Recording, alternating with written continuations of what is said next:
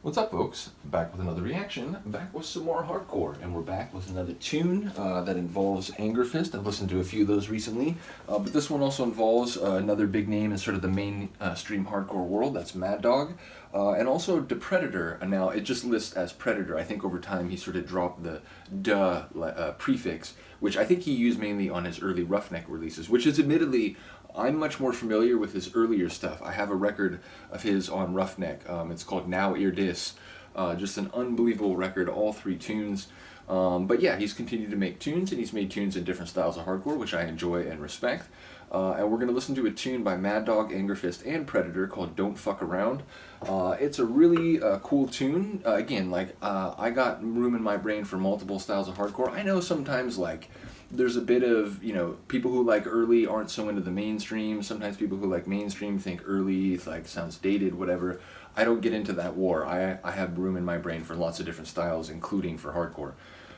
But yeah, this tune, it has a really sort of aggressive sound for like a mainstream hardcore track.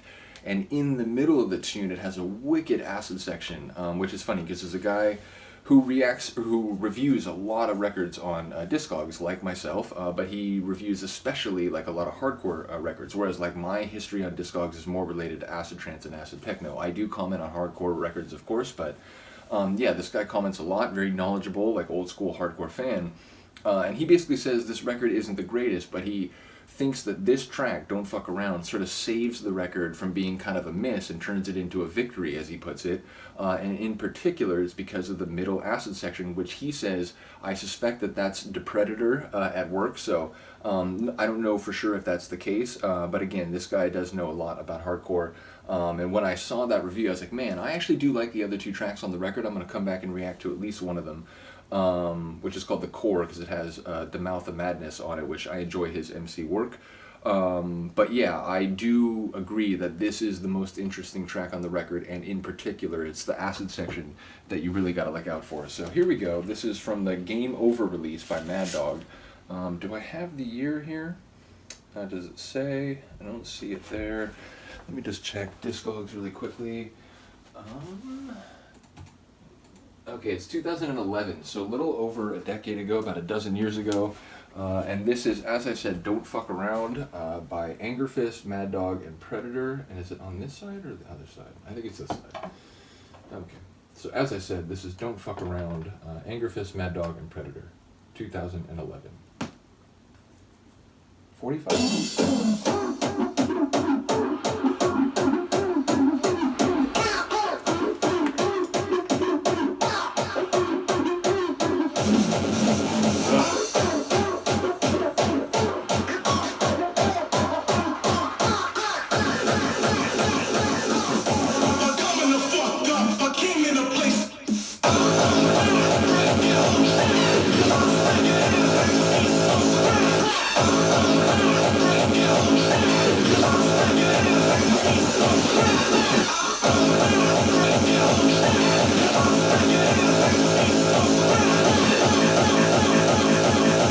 Full disclosure, I've used this in mixes a little faster, so right now at default it feels a little slow, but that's on me, that's my thing.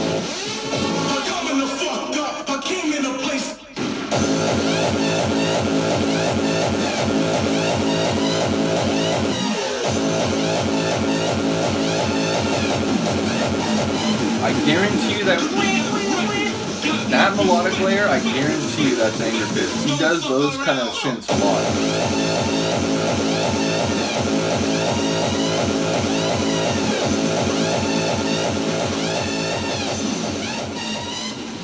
I don't guarantee it, but I'd put good money on that. It's coming.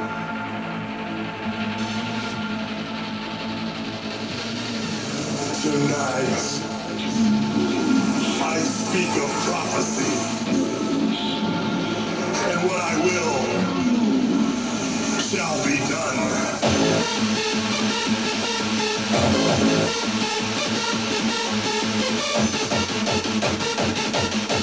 And the sacrifices are not over.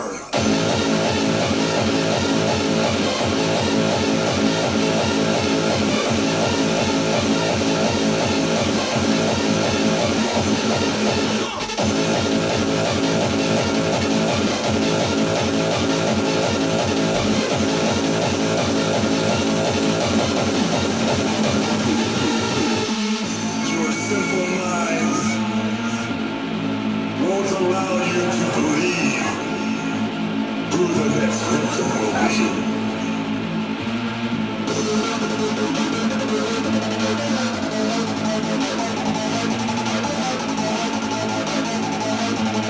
Coming the fuck up, a king in a place.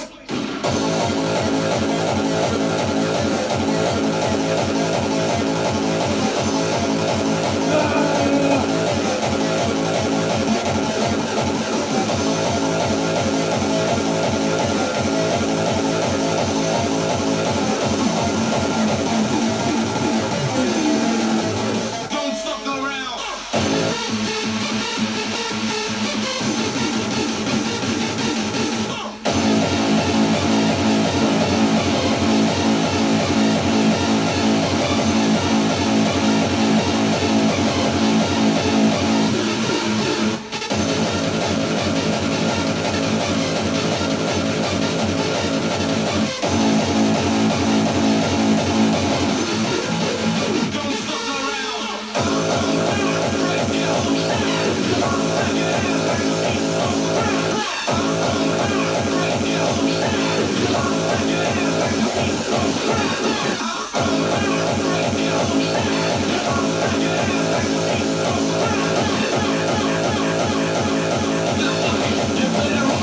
Fingers on the trigger.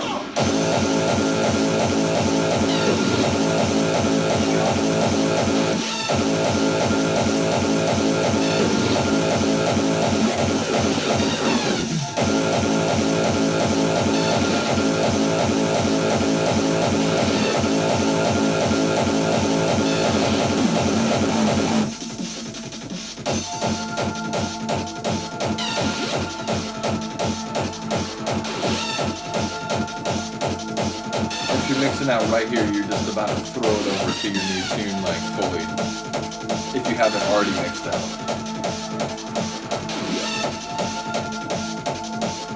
But it does have a nice sort of mysterious, de-escalating atmosphere. You could end a set with this.